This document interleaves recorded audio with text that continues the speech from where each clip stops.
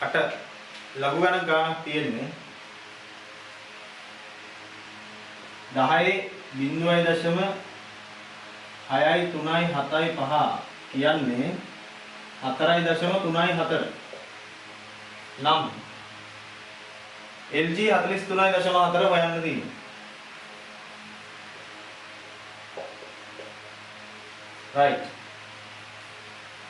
ලඝු ගණකවලදී අපි LG කියලා කියන්නේ log 10 පාදයට 43.4 කියන එක තමයි මේ දීලා තියෙන්නේ. log 10 පාදය කියන එක තමයි LG කියලා කියන්නේ. එතකොට මෙතන මේ තියෙන්නේ log 10 පාදයට 43.4 මේකේ ලඝු ගණකය තමයි අහලා තියෙන්නේ.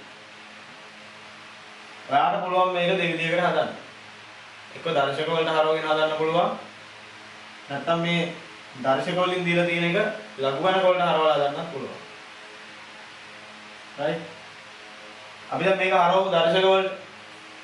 දර්ශක වලට හරවුවොත් අපි මේකේ උත්තරේ ගමු x කියලා ලඝු ගණකේ x කියලා ගමු. ලඝු ගණකේ දන්නේ නැහැ.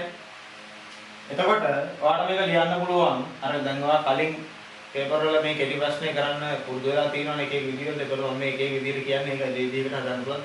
ක්‍රම තුනකට විතර හදන්න පුළුවන්. හරි. එතකොට ඔයාට මේක ලියන්න පුළුවන් දර්ශකාකාරයෙන් 10 x වෙනි බලය සමානයි 43.4. මෙහෙම ලියන්න පුළුවන් නේ.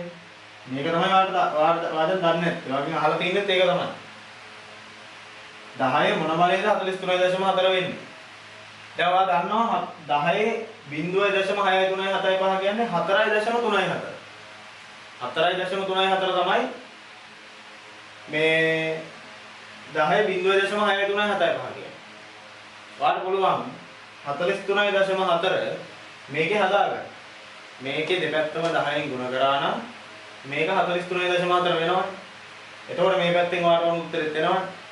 පැහැදිලිද? right මම මේක පොඩ්ඩක් මකන්නම් මෙතන. මේකේ දෙපැත්තම 10න් ගුණ කරොත්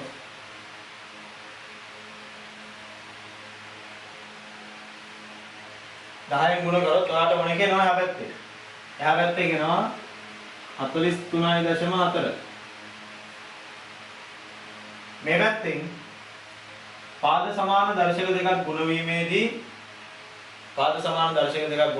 දර්ශක එකතු වෙනවා නේ. ඒක නෙවෙයි බෙදෙනවා නම් අඩු වෙනවා. ගුණ වෙනවා නම් එකතු වෙනවා. එතකොට මේ දෙකේ පාද සමාන හින්දා ඔයාලට එනවා 10 පාදයට 1.0.637 එකතු වුණාම 1.637 1.637 කියලා. දැන් ආර උත්තරය ඇවිල්ලා තියෙන්නේ. x සමානයි x නෙමෙයි ඔයාගෙන් අහලා තියෙන්නේ මේකේ ලඝු ගණකය මොකක්ද කියලා. මේකේ ආගේ LG 43.4 ආගේ. ඉතින් ලඝු ගණක වලින් මේක ලිව්වොත් එහෙම දර්ශකය වෙන්නේ මේකනේ. දර්ශකයේ මේ පැත්තේ නෙමෙයි මේකේ ආගේ ඇවිල්ලා එතකොට 1.637 තමයි.